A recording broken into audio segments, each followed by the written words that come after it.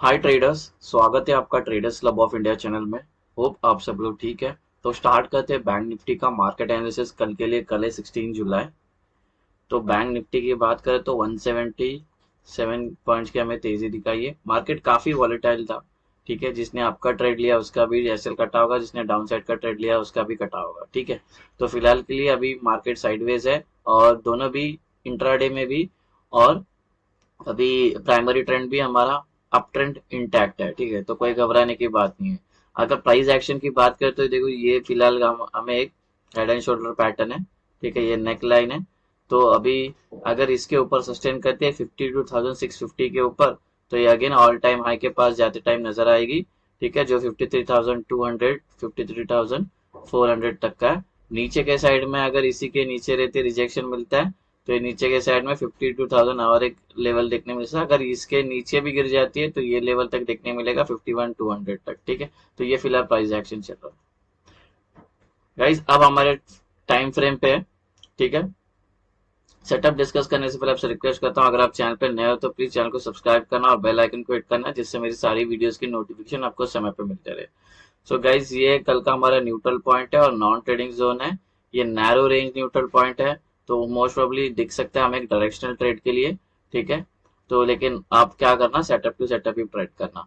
तो ये जो नॉन ट्रेडिंग जोन की जो वैल्यू है वो यहाँ पे मैंने मेंशन की है।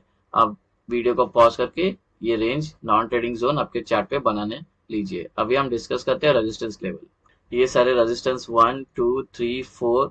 ठीक है, और ये R1 के अंदर, रेजिस्टेंस 1 के अंदर प्रीवियस डे हाई इंक्लूडेड है। और ये जो भी रेजिस्टेंस है वो सारे नॉन ट्रेडिंग जोन है। ठीक है, ये सारे जो एरिया है, ये वाले सब एरिया, ये सारे नॉन ट्रेडिंग जोन एरिया है। ठीक है, और इसकी जो वैल्यू होगी रेजिस्टेंस 1 की, ये रेजिस्टेंस 1 की वैल्यू है, ये रेजिस्टेंस 2 की वैल्यू है, ये रेजिस्टेंस 3 और ये रेजिस्टेंस 4 की, ये रेजिस्टेंस 5, रेजिस्टेंस 6, ये नॉन ट्रेडिंग जोन एरिया है। और ये नॉन ट्रेडिंग जोन की जो वैल्यू है मैंने यहाँ पे साइड में दी है, आपको दिख जाएगा। ये सेम लेवल प्लॉट करना, नॉन ट्रेडिंग जोन आपका बन। अभी सपोर्ट लेवल डिस्कस करते हैं। ये सपोर्ट 1, ये स्पेलिंग मिस्टेक है, इग्नोर करना, लेकिन ये सपोर्ट है। सपोर्ट 1 2 3 4 5 6 तक है। ठीक है, 5 इसके नीचे, मैं बताता हूँ नेक्स्ट टाइम, नेक्स्ट में। तो ये इसके अंदर इंक्लूड है प्रीवियस डे लो। ये नॉन ट्रेडिंग जोन एरियाज है सारे, जो सपोर्ट लेवल है वो सारे नॉन ट्रेडिंग जोन एरिया भी है। और ये सारे, और इसकी जो वैल्यू है वो यहाँ पे है। सपोर्ट 1 की वैल्यू ये है, और सपोर्ट 2 की 3, सपोर्ट 3, सपोर्ट 4 की वैल्यू, सपोर्ट 5 और 6 है। ये नॉन ट्रेडिंग जोन एरिया है। ठीक है, और ये इसकी इसके जो पूरी वैल्यू यहाँ पे मैंने मेंशन की। अब इसको पॉज करके रेंज आपके चार्ट पे प्लॉट कर लेना, नॉन ट्रेडिंग जोन आपका बन जाएगा। अभी हम एंट्री और एग्जिट मार्क करते हैं। उससे पहले रिक्वेस्ट करता हूँ कि वीडियो को पूरा देखना, बीच में स्किप मत करना। अगर ये सेटअप आपको पसंद आता है तो इसको पहले बैक टेस्ट करना एटलीस्ट 300 ट्रेड, उसके बाद इसको अपने रिस्क पे यूज करने लेना। चैनल को सब्सक्राइब करना, बेल आइकन को भी हिट करना। और सेटअप से रिलेटेड कोई इश्यू है तो इससे रिलेटेड मैंने वीडियो बनाया जिसका नाम है ब्रह्मास्त्र स्ट्रैटेजी। वो वीडियो एक बार जरूर देख लेना, आपके सारे डाउट क्लियर हो जाएंगे। गाइस, ये कल का हमारी एंट्री और एग्जिट होगी। जब नॉन ट्रेडिंग जोन बन जाएगा तो अपर साइड में ग्रीन एरोज मार्क करना, लोअर साइड में रेड एरोज मार्क करना, जिससे आपको एंट्री और एग्जिट आसानी से समझ में आए। ठीक है गाइस, सेटअप के दो इंपॉर्टेंट रूल है, ये दोनों रूल आप अच्छे से समझ के लेना, इसके बिना हमारे ट्रेड में एंटर हो ही नहीं सकते। जो पहला रूल है प्राइस का, इस सेटअप का, पहले तो प्राइस को नॉन ट्रेडिंग जोन में होनी चाहिए। दूसरा जो रूल है, अगर प्राइस नॉन ट्रेडिंग जोन में है तो उसके अंदर उसको सस्टेन करनी चाहिए 15 मिनट। 15 मिनट थ्रेश होल्ड है, 15 मिनट के ऊपर कितने भी सस्टेन करके ब्रेकआउट और ब्रेकडाउन जहां पे आएगी वो हमारा ट्रेड बनेगा। और जब एंट्रीज की बारी आती है, ये दोनों रूल मेट होने के बाद, तब एंट्रीज दो दो एंट्रीज है, एक होगी सेफ एंट्री होगी, ठीक है, और एक होगी एग्रेसिव एंट्री होगी। इस दोनों के बारे में मैं एंड में डिस्कस करता हूँ। फिलहाल के लिए ये दो रूल आप अच्छे से समझ लेना। ठीक है, तो अज्यूम करते हैं, अभी पहला डिस्कस करते हैं फ्लैट ओपन। अगर मार्केट यहीं पे ओपन होती है फ्लैट, ठीक है, तो यहाँ पे क्लोजिंग दी ना, अच्छा यहाँ पे अगर यहीं पे ओपन है तो ट्रेड नहीं लेंगे प्राइस को, पहले इस नॉन ट्रेडिंग जोन में या इस नॉट कोई तो नॉन ट्रेडिंग जोन में आके रुकनी चाहिए, अपर साइड या लोअर साइड में। फिर उसको यहाँ पे सस्टेन करनी चाहिए 15 मिनट या 15 मिनट के ऊपर, जिससे अपने दोनों भी रूल मेट होना चाहिए। उसके बाद जिस साइड का ब्रेकआउट करता है उस साइड का हमारा ट्रेड बन। अभी डिस्कस करते हैं गैप अप। प्राइस यहाँ पे क्लोज होगी, अगर कल गैप अप होती है यहाँ पे तो टेक्निकली नॉन ट्रेडिंग जोन में ओपन हो जाएगी। उसके बाद ये सस्टेन करती है 15 मिनट के ऊपर, दोनों रूल मेट होते हैं, उसके बाद जिस साइड का ब्रेकआउट करते हैं उस साइड का हम ट्रेड ले सकते हैं। अगर एक गैप अप होते ही गिरना स्टार्ट करती है, अपने आप को सस्टेन नहीं कर पाती है नॉन ट्रेडिंग जोन में या और ऊपर जाने लगती है, तो ऐसे में हम ट्रेड नहीं करेंगे जब तक प्राइस नॉन ट्रेडिंग जोन में कंसोलिडेट नहीं करती। एग्जांपल के लिए गैप अप होती है और सपोज से गिरना स्टार्ट करती है और इस नॉन ट्रेडिंग जोन में आके उसको एक सपोर्ट मिलता है और यहाँ पे टाइम स्पेंड करती है और दोनों भी रूल मेट हो जाता है, उसके बाद जिस साइड का ब्रेकआउट करता है उस साइड का हमारा ट्रेड बन सकता है। अगर gap up non trading zones के बीच में ओपन हो रही है तो हम ट्रेड नहीं करेंगे, प्राइस को पहले नॉन ट्रेडिंग जोन में आने देंगे, सस्टेन करने देंगे, दोनों रूल जब मेट होगा उसके बाद जिस साइड का ब्रेकआउट करता है उस साइड का हमारा ट्रेड बन। अभी डिस्कस करते हैं गैप डाउन। प्राइस यहाँ पर है, अगर ये गैप डाउन यहाँ पे होती है तो टेक्निकली नॉन ट्रेडिंग जोन में ही ओपन हो जाएगी। अगर फिर इसके अंदर ही 15 मिनट के ऊपर सस्टेन कर लेती है और दोनों भी रूल मेट हो जाता है, फिर ये जिस साइड का ब्रेकआउट करती है उस साइड का हमारा ट्रेड बन सकता है।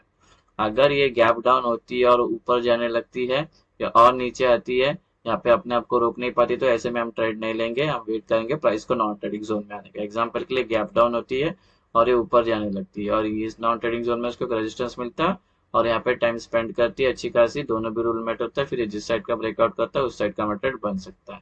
अगर gap down non trading zones के बीच में ओपन हो रही है तो ट्रेड नहीं करेंगे, प्राइस को वेट करेंगे नॉन ट्रेडिंग जोन में आके कंसोलिडेट करने का, जैसे हमने गैप अप में डिस्कस किया था।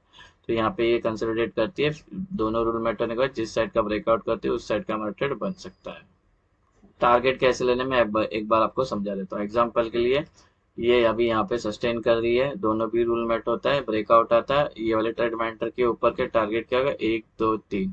अगर ये वाला ऊपर का ट्रेड लिया है तो ये 2 3 लेवल, ये 2 टारगेट होंगे। अगर इसका ट्रेड लिया है ऊपर का तो ये वाले लेवल होंगे। सेम वे यहाँ पे दोनों रूल मेट होने के बाद ब्रेक डाउन आता है, फिर नीचे का ट्रेड लिया तो ये 2 लेवल होंगे, टारगेट 3 हो गए। यहाँ पे बीच में एक पीवट भी है तो ये 3 लेवल होंगे टारगेट। अगर ये वाला नीचे का ट्रेड लिया तो इसके नीचे के लेवल होंगे टारगेट, अगर ये वाला ट्रेड लिया तो इसके नीचे के लेवल होंगे टारगेट।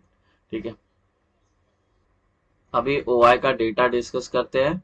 ठीक है, और ओआई का सपोर्ट और रेजिस्टेंस मार्क करते हैं। ठीक है, तो गाइस अगर हम अप ट्रेंड में चल रहे हैं तो ऊपर हमें एक रेजिस्टेंस फेस करने मिलेगा 53,000 का, इसको लग के प्राइस नीचे आ सकती है, ट्रेंड चेंज हो सकता है, बिकॉज जो कॉल राइटर्स है उसके ओआई इस स्ट्राइक प्राइस पे सबसे ज्यादा है, यहाँ पे सेलर बैठे होंगे, इसको लग के प्राइस नीचे आ सकता है, ट्रेंड चेंज हो सकती है। तो आपने इस ट्रेड में एंटर किया तो अपनी आधी क्वांटिटी यहाँ पे बुक कर लेना।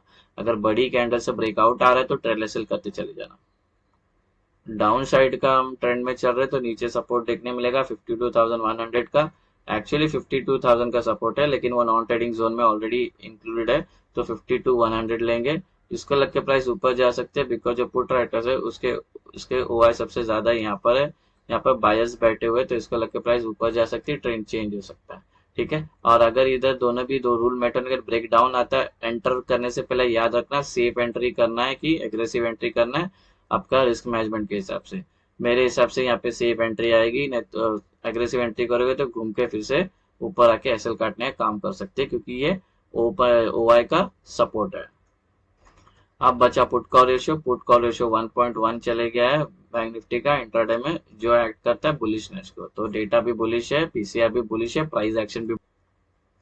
अभी सेफ एंट्री बताता हूँ कैसे करें। एज्यूम करते हैं कि प्राइस यहाँ पर है, दोनों भी रूल अच्छे खासे मेट हो गया, ब्रेकआउट आया, तो ये ब्रेकआउट वाली कैंडल छोड़ के नेक्स्ट जो 3 कैंडल बननी चाहिए तीनों भी ग्रीन बननी चाहिए और साइज कोई भी चलेगी, उसके बाद जब एंट्री करेगा तो ये बुलिश सेफ एंट्री होगी।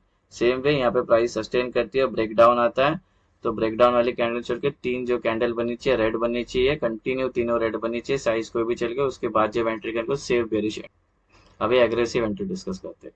एग्जांपल के सपोज यहाँ पर है प्राइस सस्टेन करती है, ब्रेकआउट आता है, तो ब्रेकआउट वाली दोनों रूल मेट होने के बाद ब्रेकआउट आता है, तो ब्रेकआउट वाली कैंडल छोड़ के नेक्स्ट जो कैंडल बननी चाहिए रेड ग्रीन बननी चाहिए, साइज कोई भी चलेगा, बस नॉन ट्रेडिंग जोन को टच नहीं होना चाहिए, उसका विक भी टच नहीं होना चाहिए, उसके बाद जब एंट्री करेगा तो ये बुलिश एग्रेसिव एंट्री होगी। सेम वे दोनों भी रूल मेट के बाद ये डाउन साइड में ब्रेक डाउन आता है, तो ब्रेक डाउन वाली कैंडल छोड़ के नेक्स्ट जो कैंडल बनी चाहिए रेड बनी चाहिए, साइज कोई भी चलेगा, नॉन ट्रेडिंग जोन को टच नहीं होनी चाहिए, वीक भी टच नहीं होना चाहिए, उसके बाद जब एंट्री करेगा तो एग्रेसिव। तो गाइस ये बन गया हमारा कल का इंट्राडे सेटअप। होप आपको सेटअप पसंद आया तो वीडियो को लाइक करना, शेयर करना और ट्रेडर्स कम्युनिटी में फॉरवर्ड करना। Thank you very much.